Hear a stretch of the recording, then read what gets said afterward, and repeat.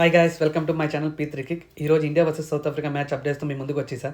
South Africa toss గెలిచి batting తీసుకుంది. Very good toss to win అని చెప్పొచ్చు. బట్ తీసుకున్నంత బాగా అయితే ఆడలేదు. సో వాళ్ళెవరూ కంఫర్టబుల్గా కనిపించలేదు. ఫస్ట్ నాకు ఒక్క బ్యాట్స్మెన్ 30 రన్స్ క్రాస్ చేశారు. రిమైనింగ్ ఆల్ వెరీ చీప్గానే అవుట్ అయిపోయారు. So at the end of first innings South Africa 159కి ఆల్అవుట్ అయిపోయింది. విత్ 55 ఓవర్స్ ఆడింది. అండ్ టాప్ ప్లేయర్స్ కనుక చూస్తే బుమ్రా విత్ 5 వికెట్స్, లైక్ ఇది 16th 5th వికెట్ హాల్ బుమ్రాకి.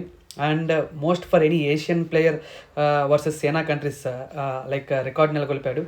అండ్ మిగతా 5 వికెట్స్ చూస్తే like 2 wicket for Siraj, 2 wicket for Kuldeep and 1 for Axar.